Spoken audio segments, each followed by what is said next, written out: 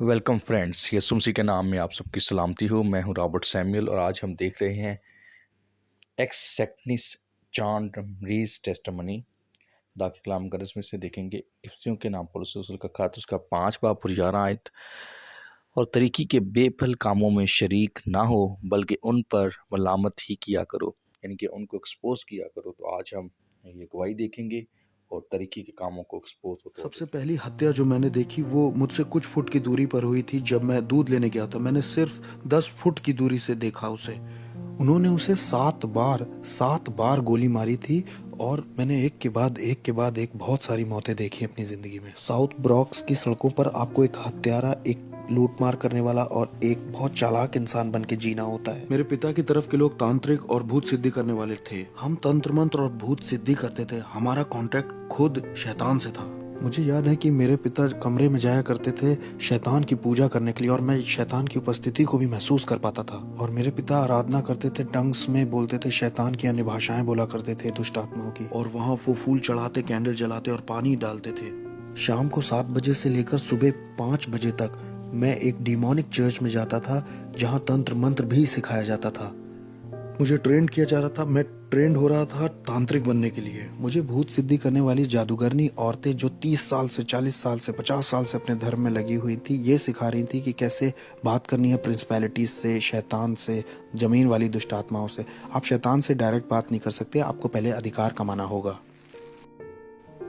जो सबसे पहली बार भयानक हत्या हुई थी जो मैंने बताया, वो यहाँ इस घर में हुई थी। हस्बैंड ने 52 बार पत्नी को चाकू मारा था और उसके सर को काट के अलग कर दिया था। हम उसकी बेटी के साथ खेला करते थे, इसलिए जब हम उसे छोड़ने आए यहाँ पर तो वो यहाँ खड़ी थी और उसको पता चला कि उसकी माँ इस तरह से टुकड़ों में काटी गई। इसी घर में हुआ था ये।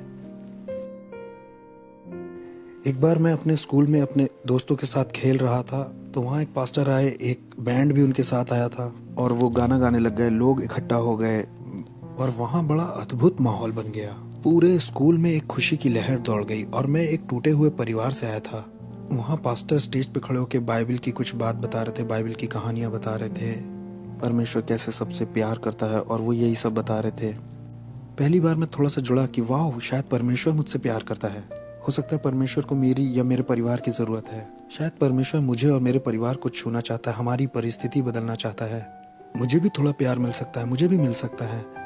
और वो मेरी तरफ चलते हुए आ रहे थे और मुझे पहली बार प्यार बहुत महसूस हो रहा था, इतना कि मैं समझा नहीं सकता। और ये पास्टर स्टेज से उतर के लोगों के लिए प्रार्थना कर रहा था, उन्हें छू रहा था, और मुझे लगा कि अब मेरी बारी है। अब ये पास्टर मुझे छुएगा और अब यीशु मुझे कबूल करेंगे और मुझे जताएंगे कि प्यार होता क्या है। और ये पास्टर मेरे बगल से चले गए। उन्होंने मुझे कभी नहीं छुआ, उन्होंने मुझे बिल्कुल नहीं छुआ। वो नीचे लाइन तक आए, मेरे पास आए और मेरे पास से गुजर गए और दूसरे लोगों को छुआ। मुझे लगा, ओह, यीशु ने भी प्यार नहीं किया, पिता ने प्यार नहीं किया, मेरा घर परिवार भी टूटा हुआ है। यीशु को शायद अच्छा लगता है कि मेरी माँ मार खाती है, मेरे भाई और मैं भूखे सो जाते हैं। उसे शायद अच्छा लगता है कि हमारे अपार्टमेंट में लाइट नहीं है, हम स्कूल में मिसफिट हैं, उसे हमारा स्कूल आना भी अच्छा नहीं लगता। ये जो यीशु है ना, ये भी मेरे बाप की तरह ही है, इनमें कोई अंतर नहीं है, ये भी मेरे पिता जैसे ही हैं। और मैं टूटा हुआ और बड़ा उदास अपने घर पहुंचा। और मुझे याद है 1 या 2 हफ्ते बाद लगभग मैं स्कूल के बाहर थोड़ी मस्ती कर रहा था, अपने दोस्तों के साथ मज़े ले रहा था, और मैंने सुना कि कुछ नीचे गिरा। वो एक वुडू नेकलेस था। मैंने उसे उठाया और पहन लिया। उसमें बहुत सारे रंग थे और ये नेकलेस ही मेरा शैतान के साथ पहला कांटेक्ट था। कुछ समय के बाद हम टैरो कार्ड रीडिंग करने गए। वहाँ मैं जब गया तो मैं लगभग 10 साल का था, मैं छोटा ही था। वहाँ पर जो औरत भूत सिद्धि करती थी, टैरो कार्ड रीडिंग करती थी, वो विच लेडी, उसने मुझ में अपनी आंखें बिल्कुल धसा दी। वो बिल्कुल मुझ पर फिक्स हो गई। हमें ये लड़का चाहिए, हमें ये लड़का चाहिए ही चाहिए। हम इसे सेंटेरिया का रिसर्च करने वाला बनाएंगे और ये स्पिरिचुअलिज्म को भी आगे बढ़ाएगा। स्पेनिश में आत्माओं की साधना करना डिमोनिक है और सेंटेरिया संतों की पूजा कहलाती है, लेकिन वो है दुष्ट आत्माओं की पूजा। और अगर ये तुमने हमें नहीं दिया तो ये 30 दिन में अपनी आंखें खो देगा। मेरी माँ होने के नाते मान गई और उसने अपना फर्नीचर बेच दिया, उसने अपना बेडरूम सेट बेच दिया सिर्फ $250 जुटाने के लिए।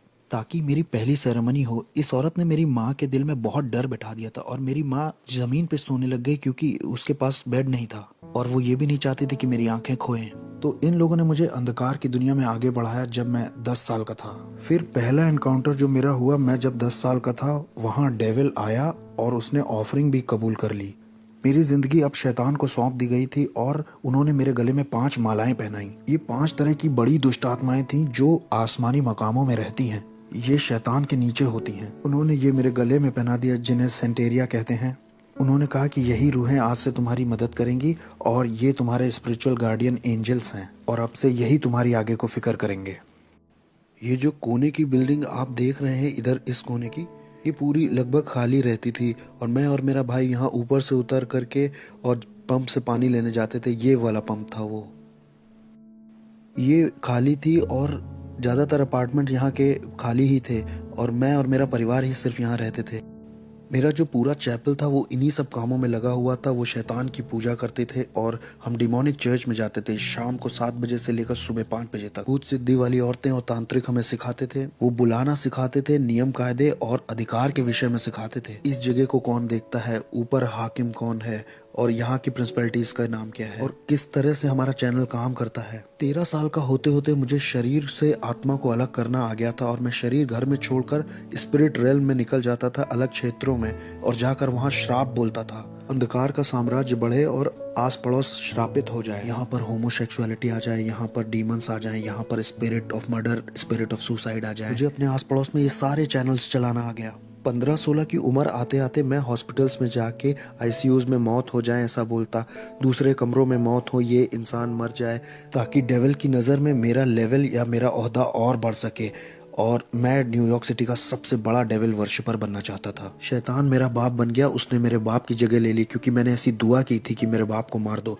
33 साल की उम्र में मेरे बाप को चेहरे पर गोली मार करके ख़त्म कर दिया था एक नाइट क्लब में एक औरत की वजह से। जब वो घर आ रहे थे, शैतान ने उन्हें ले लिया और उसने कहा कि मैंने पुराने से नए को बदल दिया है और ऐसे डेविल मेरा बाप बना।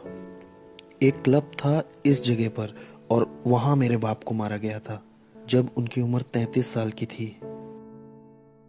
मैंने बताया था ना कि जब मैं छोटा था, लगभग 11 साल का था, तो यहाँ पर एक कॉर्नर पर स्टोर हुआ करता था इधर साइड।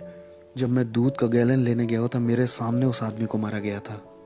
शैतान का पुजारी होने से मेरा ओहदा अब बढ़ चुका था और इतना बढ़ गया था कि मैं प्रिंसिपैलिटीज़ को और दुष्ट आत्मा को इधर से उधर भेज सकता था। और मैं जैसे आपके साथ यहाँ बैठा हूँ, ऐसे मैं शैतान के साथ बैठा करता था और वो ह्यूमन फॉर्म में आ जाता था। उसकी उपस्थिति आती थी और मैं सारी रात उससे बात करता था और वो मुझको असाइनमेंट्स देता था। मैं अच्छे क्लब्स में और लॉन्ज में जाकर के चेक करता था कि किसको मैं अंधकार के साम्राज्य में ला सकता हूँ। मैं उनको उनका भविष्य बता देता था, उनकी जिंदगी के बारे में, उन्होंने क्या क्या किया है और उनके साथ क्या होने वाला है, ये सब बता देता था। उन्हें बिल्कुल ये अंदाजा नहीं था कि मैं कौन हूँ। मैं बस दुष्ट आत्माओं की शक्तियों से भरा था। मैं खून भी चखा करता था। हर हफ्ते मैं जानवर को काट कर उसका खून पीता था और कभी समय नहीं हुआ या पैसे नहीं हुए तो खुद का हाथ काट करके खुद का खून पी लेता था। हमारे ग्रुप में और जिन लोगों के साथ मैं था वो सब डीमन से जुड़े हुए थे। उनमें डॉक्टर्स थे, लॉयर्स थे, उसमें प्रिंसिपल्स और जजेस और पुलिस ऑफिसर्स भी शामिल थे जो जादू टोने में लगे हुए थे। सिंगर्स जो आज की डेट में बहुत मशहूर हैं वो भी थे। मैं एक हवा के हाकिम को दूसरी जगह भेज सकता था, नीचे जमीन की दुष्ट आत्माओं को दूसरी जगह भेज सकता था ताकि उस जगह की चर्च बंद हो जाए, चर्च की ग्रोथ बंद हो जाए और लोगों के सेव होने के सारे मौके छिन जाएं। कभी कभी मैं शराब में धुत होकर के दुष्ट आत्माओं से इतना भर जाता था कि सड़क के बीच में खड़ा होकर के परमेश्वर से कहता था, सुन, तुमसे भी थोड़ा उलझना चाहता हूँ, आओ थप्पड़ मारूं या थूक दूं तुम्हारे मुंह पर, आओ भिड़ के दिखाओ नीचे। मेरी शादी भी हॉलोवीन पे हुई थी। शादी भी डिमोनिक थी जो मैंने हॉलोवीन पे की थी। दूसरी प्रिंसिपैलिटीज के डीमंस आए थे मेरी शादी में। कोई इंसानी जात मेरी शादी में नहीं आई थी। वो सब मेरी शादी में आने से डर रहे थे। मेरी शादी बड़ी अजीब थी। मैंने लोगों को इनविटेशंस भेजे, कोई दिखाई ही नहीं दिया तो कोई वेडिंग गिफ्ट नहीं। लेकिन हाँ, दुष्ट आत्माएं आई थी मेरी शादी में और उन्होंने ही बैप्टिज्म दिया। तो मेरी पत्नी और मैं, हम दोनों ही तंत्र मंत्र करते थे और हम अपनी बेटी को भी वही बनाना चाहते थे। मुझे याद है पहली बार जब मुझे इंसान की कुर्बानी करनी थी तो डेविल मेरे साथ कार में अंदर बैठा हुआ था। उसने कहा, मुझसे प्यार करते हो? मैंने कहा, ऑफ कोर्स डैडी। उसने मुझसे कहा कि छत के ऊपर एक आदमी है, वो तुम्हें नुकसान पहुंचाने आया है, तुम्हारा पैसा चुराने आया है, तुम उसे मेरे लिए मार दो अगर प्यार करते हो तो मैं छत की ओर ऊपर जाने लगा। मुझे याद है मैं 12वें माले में रहता था और जब मैं छत के ऊपर पहुंचा तो वो छत के पीछे वाले हिस्से सीढ़ियों पर छुपा हुआ था और ये आदमी 6 फुट 5 इंच का, वो लगभग 250 पाउंड का होगा। मैं डीमन पजेस्ड हो गया था और मेरे अंदर दुष्टात्मा गई, मैंने महसूस किया और अब मैं नहीं रह गया था। मैं उसे पकड़कर अपने अपार्टमेंट में लाके उसे चाकू मारना चाह रहा था क्योंकि मेरे पास एक कार्डोन पॉट था जो लगभग 100 पाउंड का होगा। उसमें 9 तरह के हथियार लगे थे जो 9 अलग तरह से इस्तेमाल किया जाता था। और जैसे ही मैं उसे पकड़ने चला और उसे अपार्टमेंट में खींचने, वो बस मेरे हाथ से फिसल गया और गायब हो गया। वो नीचे स्टोरवे के पास कूद गया। वो ऐसा जैसे ओलंपिक के एथलीट कूदते हैं, करके कूद गया। वो कूदा और गायब ही हो गया। मैं उसे पकड़ नहीं पाया तो मैं बहुत निराश हो गया। मैं अपनी पहली इंसानी कुर्बानी नहीं कर पाया। लोगों ने इसके ऊपर देखो कुछ लिख दिया है, लेकिन यहाँ पर एक डीमन है, ध्यान से देखो। ये वो डीमन है जो नर्क के दरवाजे की देखरेख करता है। इसी के बारे में मैं बता रहा था अपनी किताब में। वो सेंटेरिया वाली यही है, छोटा वाला दुष्ट आत्मा। ये वो दुष्ट आत्मा है जो हेटी को चलाती है। हेटी के ऊपर जो प्रिंसिपैलिटी है ना। अब यहाँ आगे आओ, ये देखो, लोगों को फंसाने के लिए द ट्रुथ। क्या हंसी आ रही है? सच, ये तुम्हें आजाद करेगा। ये देखो, ये भी ऊपर लगाया है ताकि लोगों को लगे कि ये भी इसी का हिस्सा है, मतलब ये इसका हिस्सा है। ये जगह कौन सी है? इस जगह को बोटानिका कहते हैं। ब्रॉन्क्स में जो लोग रहते हैं वो अगर जादू टोना तंत्र मंत्र करना चाहते हैं तो यहीं से सामान खरीद के ले जाते हैं, दूसरों को परेशान करने के लिए या मारने के लिए। आओ हम अंदर चल सकते हैं। अगर मैंने कह दिया आप 30 दिन में मरने वाले हो तो 30 दिन में तुम मर जाओगे, तैयारी कर लो। मुझे बिल्कुल परवाह नहीं कि आप कहाँ काम करते हो, आप किसे जानते हो। आई डोंट केयर कि आप अपने आप को क्या बुलाते हो। आप कहो आप कैथलिक हो, आप क्रिश्चियन हो, आप एक बिलीवर हो। मैं आपको मार सकता था जब तक आपका यीशु से जीवित संबंध ना हो। मेरी बिल्डिंग के नीचे एक औरत रहती थी। वो एक दिन ऊपर आके बोली कि मेरा पति मुझसे धोखा कर रहा है, वो जिस औरत के साथ धोखा कर रहा है उसे मार दो तुम जादू टोना करके, मैं कितना पैसा दूं। मैंने कहा मैं पहले शैतान अपने पिता से पूछूंगा और फिर तुम्हें बताऊंगा, तुम 2 दिन बाद आना। फिर वो औरत आई और शैतान ने मुझे बताया कि एक कॉफिन बॉक्स, 21 ब्लैक कैंडल्स और उस औरत की एक मूर्ति बना करके उस कॉफिन में डाल देना, जादू टोना करने के लिए और उस औरत को मारने के लिए। 21 दिन में उसकी मौत हो जाएगी। 21 दिन में हम उसका फ्यूनरल देखेंगे।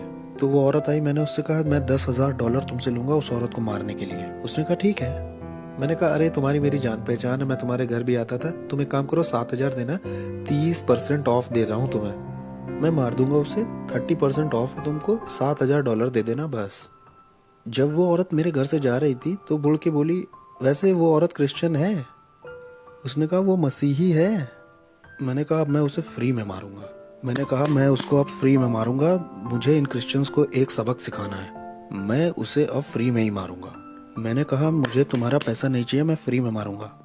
तो मैंने उस पर तंत्र मंत्र किया, वूडू किया, लेकिन 21 दिन होने पर भी वो मरी नहीं। एक महीना हो गया वो मरी नहीं। और मुझे लगा अरे ये हो क्या रहा है, ये मेरी इज्जत का सवाल था। मैंने शैतान को बुलाया, मैंने दुष्ट आत्माओं को बुलाया, मैंने बढ़ा दी अपनी जादू टोना तंत्र मंत्र। मैंने उस पर दुगना जादू टोना शुरू कर दिया ताकि वो एक रात में ही मर जाए, लेकिन कुछ नहीं हुआ, कुछ नहीं हो रहा, कुछ नहीं हो रहा। और एक दिन ऐसा हुआ कि शैतान ही आ गया। मैंने महसूस किया उसकी उपस्थिति आई और शैतान ने मुझसे कहा कि हमें ये प्लान छोड़ना होगा जिस औरत को तुम मारना चाहते हो। मैंने कहा प्लान क्यों छोड़ना होगा, मेरी इज्जत दांव पे लगी है, मैं एक भूत साधक हूँ, मैं तांत्रिक हूँ, अगर मैंने उसे नहीं मारा तो लोगों को लगेगा कि मेरे अंदर ताकत नहीं है। उसने कहा तुम समझ नहीं रहे हो, जिस परमेश्वर की वो सेवा करती है वो उसे अकेला नहीं छोड़ता है, उसे छुओ मत। मैंने कहा कौन है ये ईश्वर? उसने कहा वो जिसकी सेवा करती है। मैं बहुत गुस्से में था। मैंने कहा नहीं, 1 हफ्ता और लेते हैं, चलो मारते हैं। उसने कहा नहीं, जिसकी वो सेवा करती है वो उसे अकेला नहीं छोड़ता है। जिस तरह का जादू टोना मैंने उसके ऊपर किया था ना, उसे 21 दिन से कम में मर जाना चाहिए था। और भाई कैसे हो? ये ईजबेल है, इनके धर्म की ये ईजबेल है। देखो ये कैसे काम करता है। ये स्टैचूज जो है इनका कोई मतलब नहीं है, लेकिन इसके पीछे एक दुष्टात्मा है।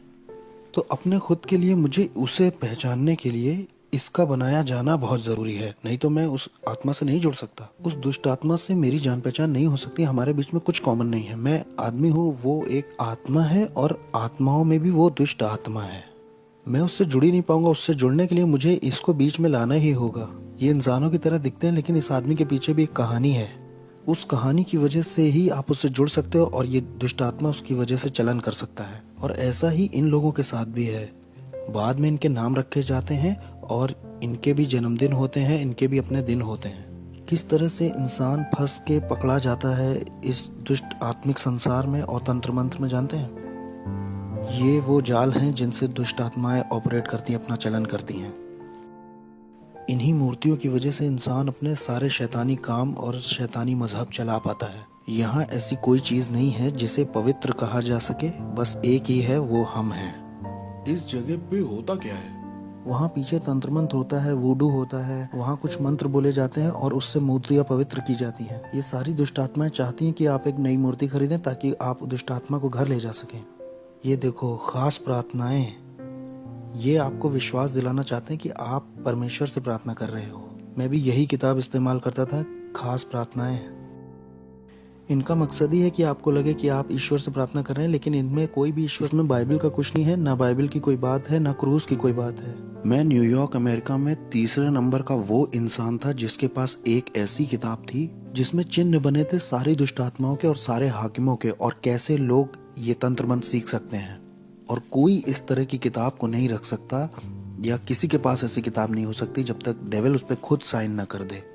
और मैं तीसरा वो इंसान था जिसके पास ये किताब थी, और मैं इस किताब के निशानों का इस्तेमाल करके जादू टोना करता था ताकि लोगों का दिमाग खराब हो जाए और वो बीमार पड़ जाए। जाने कैसे तंत्र मंत्र से मैं उन्हें बीमार करके लेप्रोसी, किसी को कैंसर दे देता था। मैंने लोगों के ऊपर ऐसा जादू टोना किया कि उनके साथ गर्भपात हो, उनके जीवन में अबॉर्शन आ जाए, लोग हॉस्पिटल जाएं, सर्जरी ही करवाएं, बिना सर्जरी के हॉस्पिटल में रहें। जादू टोने से मैंने लोगों को पागल भी किया है। मैंने जादू टोना करके लोगों के ऊपर दुष्ट आत्माएं भेजी, बाइपोला की, सिजोफ्रेनिया की और भयानक बीमारी और सुसाइड की स्पिरिट। मैं रात भर बैठकर शैतान से घंटों बात किया करता था। जब क्रिश्चियंस यहाँ चर्च भी 1 घंटे के लिए नहीं जाते, बहुत से क्रिश्चियंस 1 घंटे दुआ भी नहीं करते। आत्मिक संसार ज़्यादा रियल है इस संसार से जो दिखता है, और हमने इसे महसूस किया था कि जो कुछ यीशु में ढका हुआ नहीं है उसे बहुत आसानी से टारगेट बना सकते हैं गिराने के लिए। जैसे नास्तिक लोगों को आराम से मार सकते हैं हम। यहोवा विटनेस वाले लोग आसानी से मारे जा सकते हैं। मोर्मोन्स भी आसानी से मारे जा सकते हैं। और ऐसे लोग भी जो कहते हैं शैतान होता ही नहीं है, वो भी बहुत आसानी से मारे जा सकते हैं, क्योंकि वो आत्मिक सहायता कभी मांगेंगे ही नहीं। मुझे याद है कि एक बार हमारे पड़ोस में निकी क्रूस का ग्रुप आया हुआ था। वो उसको ट्रूस बुलाते थे। वो चलते चलते वर्शिप करते हैं, फिर वचन का प्रचार करते हैं, फिर कहीं और निकल जाते हैं और वही करते हैं। और मैं इनके पीछे कुछ इस तरह से लगा कि इन्हें पीछे कर दूं, इन्हें कुचल दूं। और ये जवान बच्चे थे, कोई 18, कोई 19, कोई 20, कोई 16 ऐसे थे। और मैंने कहा कि ये मेरे पड़ोस में कैसे ये गंदे गाने, ये कूड़ा मेरे बगल में बजा सकते हैं, जिसे आज हम आराधना कहते हैं। ये गंदे गाने थे मेरे लिए। अब मैं इनके पीछे पड़ के इन्हें बर्बाद कर दूंगा। जब मैं वहाँ ऊपर गया तो जहाँ मतलब वो लोग थे, वहाँ एक आँख की दीवार थी जिससे मैं उन्हें छू नहीं पा रहा था और ना उसके पार जा पा रहा था। किसी चीज ने मुझे रोका। जितनी बार भी मैंने आत्मिक शक्तियों को बोला जाओ, तो वो नहीं जा पाई, वो रुकती रही, और मैं कभी भी उन बच्चों को छू नहीं पाया। मैंने कहा कुछ तो सही नहीं है, कुछ तो ऐसा है जो सही से नहीं हो रहा। फिर मैं वहां से निकल गया। मैंने कहा अब मैं इनके साथ नहीं लगूंगा, इन्हें अकेला छोड़ देता हूँ। ठीक है, ये पहला राउंड जीत गए। तो क्या इस वक्त आत्माएं हमें देख रही हाँ, हैं? वो हमें देख तो रही हैं। हाँ, वो देख रही हैं। तो हम सुरक्षित हैं? हम सुरक्षित हैं हाँ, ना? हम सुरक्षित हैं। हम यीशु के लहू में ढके हुए हैं। यीशु के खून जैसा कुछ भी नहीं है। Okay okay. आमीन।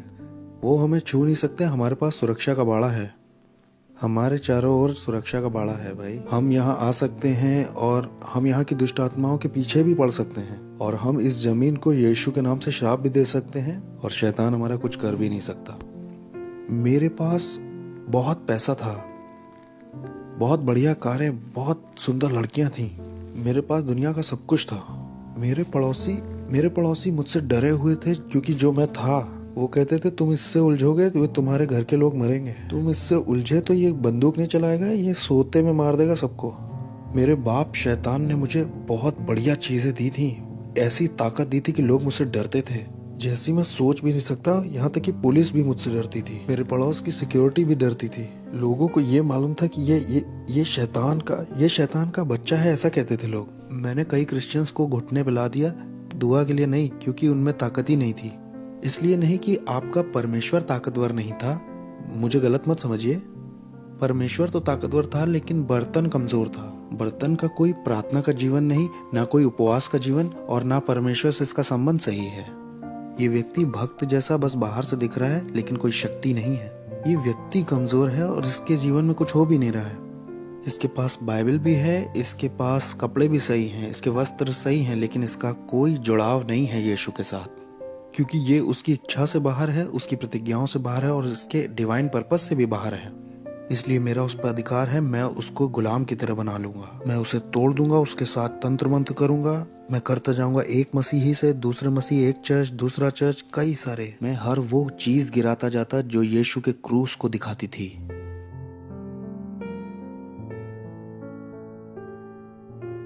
बहुत ही दुष्ट आत्माओं से भरी हुई जगह है। तो इस जगह का बहुत असर होगा ना आस पड़ोस पर। हाँ, और क्या। ये जो पूरा एरिया है ना, ये इसी की वजह से लॉक्ड है।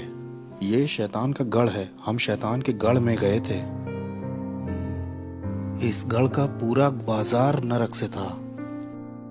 सोचिए, ये जाते हैं $100-200 लेकर के ये सब खरीदने के लिए, और इससे उन्हीं का नुकसान होता है, इससे दूसरों का, गरीबों का भला हो सकता है। इससे उन्हें लगता है कि उनकी जिंदगी और अच्छी हो जाएगी, उनकी जिंदगी और बेहतर बन सकती है। इससे वो सोचते हैं कि उनकी उन्नति होगी, उनके शाप, उनकी पीढ़ियों के शाप टूटेंगे।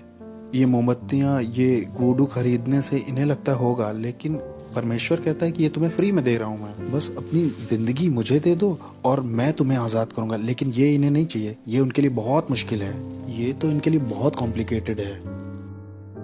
लोग इस तरह की जगह में आते हैं, $200 भी खराब करते हैं और जिंदगी सोचते हैं अच्छी हो जाएगी और बहुतायत से भर जाएगी।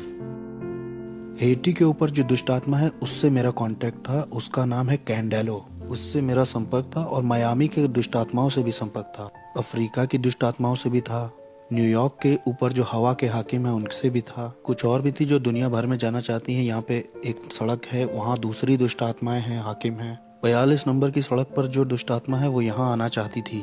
मैं ये कहूँगा कि मुझ में विवेक नहीं था। मैंने अपने भाई के ऊपर, सगे भाई के ऊपर जादू टोना तंत्र मंत्र करके उसे 5 साल की जेल करा दी। अपना खुद फ्लैश एंड ब्लड था, मेरा खुद का भाई, तंत्र मंत्र से 5 साल के लिए अंदर हो गया वो। मेरा एक और भाई था, एक बार वो मेरे घर आया था बड़े एटीट्यूड में, तो डीमन उसके ऊपर कूद गया है। वो मेरे घर से ऐसे भागा, उसका पेट दर्द बहुत बढ़ गया था। मेरी माँ भी इस बात की गवाही दे सकती है। मैंने अपने शरीर के साथ बहुत सारे रीति रिवाज किए थे, इतने सारे संस्कारों से गुजरा था मैं। लास्ट वाले में मैंने अपनी आत्मा शैतान को सौंप दी थी। एक सेरेमनी में मैंने गन पाउडर और जानवर का खून पिया था, जिसे सैंसी कहते हैं। सैंसी हेशे और फ्रेंच की सेरेमनी है। ये एक दुष्ट आत्मा के साथ का संस्कार है, जिससे मैं किसी के घर जाके कुछ खाता हूँ तो वो उसमें जादू टोना नहीं कर पाएंगे, कुछ इस तरह की। और जो आप जानते हैं वो सब मैंने किया था। मैं जिस दुष्ट आत्मा वाले चर्च में जाता था, वहाँ एक सीक्रेट मीटिंग होती थी हर साल। हर एक बड़ा जादू टोना, तंत्र मंत्र, वॉलॉक, विचेस उसमें आते थे। वहाँ ये फैसला लिया जाता था कौन सा हाकिम किस जगह के क्षेत्र पर राज्य करेगा। हम कलीसिया से ज्यादा संगठित यानी ऑर्गेनाइज्ड थे। अंधेरे का जो साम्राज्य है वो यीशु मसीह की कलीसिया से ज्यादा ऑर्गेनाइज्ड है। हमें पता था सेरेमनीज कैसे करनी है। अगले साल की तैयारी इस साल के खत्म होने से पहले ही हो जाती थी। यहाँ क्रिश्चियंस 1 घंटे के लिए प्रार्थना नहीं करना चाहते हैं। यहाँ क्रिश्चियंस का लगातार वाला रिश्ता नहीं है चर्च में परमेश्वर के साथ। मैंने 1 साल का रेस्ट भी लेना चाहा और शैतान ने 1 साल के लिए मेरी आंखों की रोशनी ले ली। मैं 1 साल तक पूरी तरह से अंधा था, इसका सर्टिफिकेट भी है मेरे पास। मैं पूरी तरह से अंधा था। वो लोग मेरी यहाँ तक तैयारी करा रहे थे कि एक देखने वाला कुत्ता ले लो और वो जो स्टिक लेके चलते हैं ना, आपने देखा होगा वो। मेरी माँ ने 1 साल मेरा ध्यान रखा। मेरी आंखें पूरी तरह से अंधेरी हो गई थी। एक बादल जैसा धुआं मेरी आंखों के ऊपर आ गया था। मैं पूरी तरह से अंधा था। और जब मैंने शैतान को अपनी जिंदगी वापस दे दी तो 7 सर्जरीज के बाद मेरी शैतान ने आंखें लौटा दी और फिर मैं दोबारा देख पाया। और ये मेरी सजा थी जो शैतान ने दी कि 1 साल की छुट्टी मुझे चाहिए थी। मैं 1 साल की छुट्टी लेना चाहता था। शैतान ने कहा अच्छा छुट्टी चाहिए, ये लो। और उसने मेरी आंखें ले ली। और इस तरह की दुनिया का था मैं कि आप शैतान से पंगा लोगे तो शैतान आपको या आपके परिवार के लोगों को मारेगा। एक तरह का डर आपको हमेशा रहेगा कि आप ये धर्म छोड़ नहीं सकते। सेंटेरिया, पॉलिनोम्बे, स्पिरिचुअलिज्म, ये धर्म छूटेगा नहीं। डॉक्टरों के पास कोई एक्सप्लेनेशन नहीं था कि मेरी आंखें कैसे गईं। जबकि मैं कहूँ क्रिश्चियंस, मसीही जब गलत करते हैं या उनसे बुरा हो जाता है तो उनके घर में जो कुछ दिखाई देता है वो है दया और अनुग्रह। लेकिन अगर आप शैतान को कुछ ऐसा दिखाते हो तो शैतान को पसंद नहीं आया तो आपको या आपके परिवार को मारता है। मुझे याद है एक बार एक औरत को शैतान ने कहा इस आदमी से मत मिलना। उसने परवाह नहीं की क्योंकि वो उससे प्यार करती थी। इसलिए शैतान ने एक दुष्ट आत्मा एक ऐसे इंसान के अंदर भेजी जो सड़क पर रहता था। उसने हथौड़े से उस औरत के सिर पर 17 बार वार करके मार दिया। एक बार मैं अपने घर में बैठा हुआ था, बहुत अमेजिंग था। मैं नाइट क्लब से लौट के आया था। मैं टीवी पर जेरी स्प्रिंगर नाम का एक शो देख रहा था। वो बड़ा अजीब सा शो है। लोग उसमें एक दूसरे को मारते हैं और मुझे उसमें बड़ा मजा आता था। मजे लेके मैं उसे देख रहा था, हंस रहा था और मैंने एक आवाज सुनी, बेटे मैं जल्दी आ रहा हूँ, तुम अपनी जिंदगी से क्या करोगे। एक सुनने वाली आवाज बहुत शार्प उस कमरे से आई थी। मैंने सोचा कि शायद टीवी से आई है। मैंने कहा ये टीवी से नहीं आई है क्योंकि यहाँ तो लोग लड़ रहे हैं, एक दूसरे को मार रहे हैं। मैं शैतान की भी आवाज पहचानता था। शैतान के साथ तो मैं ऐसे बैठता था जैसे आपके साथ बैठा हूँ। कभी वो इंसान के रूप में भी आता था, कभी वो कमरे में उसकी उपस्थिति आती थी। उसकी उपस्थिति आते ही कमरे का माहौल बदल जाता था। वो मेरे सामने बैठा करता था और मेरे कॉन्शियस से बात करता था। हम रात भर ऐसे बात किया करते थे। मुझे उसकी आवाज़ पता थी। ये मुझे ऐसे पता था जैसे आपको अपने हाथ पैर पता है। मुझे हर एक हाकिम के बारे में जो कनाडा पे या अमेरिका पे या कहीं का भी हाकिम हो पता था उसके बारे में। हर प्रिंसिपलिटी जो किसी मजहब की थी वो भी मुझे पता थी। चाहे वो कोई ऑकल्ट हो, न्यू एज हो, बुद्धिज्म हो, इस्लाम हो, सेंटेरिया हो या स्पिरिचुअलिज्म हो, मुझे हर एक दुष्ट आत्मा का पता था। हर एक हाकिम के प्रिंसिपलिटीज का मार्क मेरे पास था। जमीन की दुष्ट आत्माओं का भी और शैतान का, इजबेल का। मैं हर एक के नाम बता सकता हूँ जिनके नाम आप भी नहीं जानते होंगे। मैं उनको नाम से जानता था। लेकिन ये आवाज उन सब आवाजों से बहुत अलग थी। वो आवाज जाने कहां से आई थी। वो हवा से आई थी वो आवाज। मैं एक तरह के सदमे में आ गया और फिर मैंने एक तरह का दर्शन पाया अपने अपार्टमेंट के दूसरी तरफ। मैंने देखा कि पूरे आसमान में आग है और नीचे के जो लोग हैं वो उससे बचने के लिए इधर उधर दौड़ रहे हैं कि कोई जगह मिल जाए शायद। मैंने कहा ये कैसा दर्शन, मैंने उसे छोड़ दिया। और फिर मुझे याद है जब मैं सोने गया, बहुत गहरी नींद थी और मैंने एक टी शर्ट मुंह पे डाली, मैं सो गया और मैंने देखा कि मैं एक ट्रेन में हूँ। उसमें बहुत सारे लोग हैं। मैं कुछ समझ ही नहीं पा रहा था मैं ट्रेन में क्या कर रहा हूँ। ये ट्रेन इतनी तेज चल रही थी कि आप समझ नहीं सकते। मैं पृथ्वी पर इतनी तेज किसी चीज में नहीं चढ़ा। और ये ट्रेन नर्क में आ गई। यीशु मसीह मुझे नर्क ले आए। और जब मैं नर्क में पहुंचा तो वो ट्रेन दरवाजे से बहुत कस के लड़ गई। एक इतनी तेज आवाज हुई कि सब खुल गया और बहुत गर्मी बाहर आ रही थी, न जाने कहां से। वहां सांस लेने में भी बहुत दिक्कत हो रही थी। मैं ट्रेन से जैसे बाहर आया तो उसमें जो लोग थे उनके चेहरे नहीं दिख रहे थे, लेकिन उनके चेहरे पर डर दिखाई दे रहा था। वो डर आप महसूस कर सकते थे। ये डर इस बात का था कि आप वहां से कभी बाहर नहीं निकलेंगे। और ये जगह पूरी भरी हुई थी। और मैंने कहा मैं यहाँ के लिए नहीं बना हूं, मैं यहाँ नहीं मर सकता ना, मुझे यहाँ नहीं मरना, ये मेरे लिए नहीं है। मैं यहाँ के लिए पैदा नहीं हुआ हूँ। मैं अपने आप से ही बातें कर रहा हूँ। मैं यहाँ नहीं रहने वाला। इसलिए मैं एक कोई सुरंग ढूंढने लगा जहाँ से मैं निकल सकूं। तो मैं सुरंग ढूंढने के लिए आगे गया, या कोई खिड़की ढूंढने, या कोई हो सकता है वहाँ कोई जगह दिख जाए जहाँ से मैं बाहर आ सकूं और मैं अपनी रियलिटी में लौट सकूं। लेकिन वहाँ कोई गैप नहीं था। मुझे याद है वहाँ जितना मैं आगे उस सुरंग में जा रहा था उतना ज़्यादा मुझे डर घेर रहा था और मुझे लोगों की तकलीफ़ें सुनाई दे रही थी, आवाज़ें। वहाँ अंधेरा और डर ओढ़ लेता है जैसे कोई कपड़ा पहन लिया हो। वो आपको लपेट जैसा लेता है। वहाँ आपका कोई बस नहीं चलता है। कुछ जकड़ जैसा लेता है। वो आपको जाने नहीं देता। यहाँ तक कि मैं अपना हाथ भी नहीं देख पा रहा था। वो एक पर्दे की तरह था, जैसे आप किसी बच्चे के कुएं या जानवर के कुएं में गए हैं। ये कुएं जैसा नहीं था, मैं समझा नहीं पाऊंगा इसे। और इसमें से बहुत गर्मी और बदबू बाहर रही थी, ऐसा जैसे न्यूयॉर्क सिटी के गटर खुल गए हों। वहाँ वो बहुत अजीब सा, बहुत अजीब। और जब मैं आगे गया तो वहाँ मुझे याद है आगे शैतान मिला। उसने कहा मैं तुम्हारा बाप था। वो डिमोनिक टंग्स में बोल रहा था कि मैं तुम्हारा बाप था, मैंने तुम्हें सब कुछ दिया जो चाहिए था, मैंने तुम्हारी केयर की, मैंने तुम्हें आशीष दी, मैंने तुम्हें प्रोटेक्शन दी, मैंने तुम्हारे लिए लोगों को मारा है, तुम्हारे लिए सब कुछ किया, तुम्हें पावर दी, तुम्हें तुम्हारा नाम बनाया इस साम्राज्य में। जो तुम्हारे विरोध में उठे उन्हें मार दिया, क्योंकि मैं तुम्हारा इस्तेमाल करने वाला था अपने राज्य को लाने के लिए पृथ्वी पर। और तुम मुझे छोड़ना चाहते हो, मुझसे धोखा करना चाहते हो, और ये सब डिमोनिक टंग्स में हो रही थी। और मैं भी उससे दुष्टात्माओं की अन्य भाषा में बराबर बोल रहा था। मैंने कहा नहीं, मैं छोड़ूंगा नहीं, मैं बस कंफ्यूज हूँ, मुझे समझ नहीं आ रहा हो क्या रहा है। उसने कहा नहीं, मुझे मालूम है तुम क्या करोगे, तुम मेरे धर्म को एक्सपोज करोगे कि मैं कौन हूँ और मेरे आत्मिक संसार में कैसे काम करता हूँ। मैंने तुम्हें वो चीजें बताई हैं जो किसी को नहीं बताई, क्योंकि मैं तुम पे भरोसा करता था कि तुम मेरे राज्य को आगे बढ़ाओगे, क्योंकि मैं और तुम्हारा इस्तेमाल करना चाहता था बड़े पैमाने पर।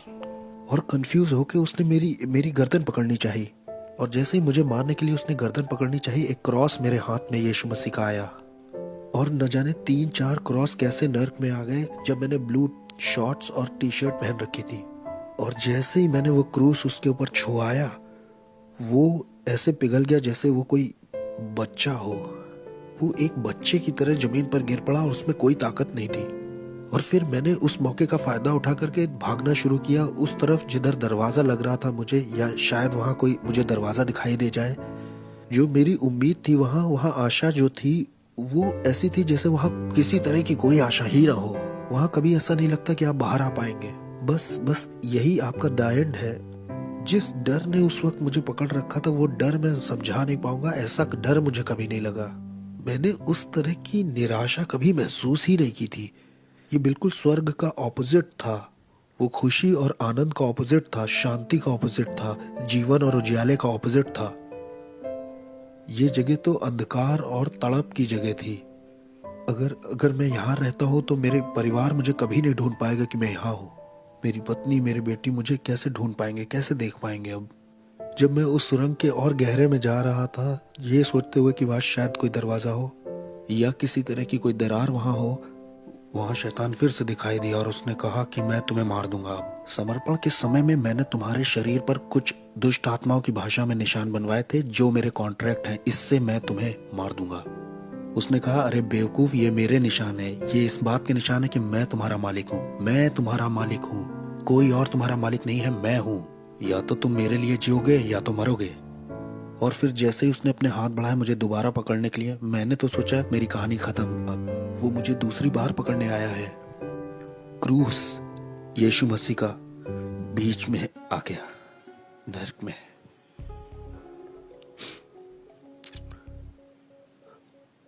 कोई प्यार नहीं है क्रूस से बढ़ के जो मेरे जैसे पापी के लिए आए नरक में।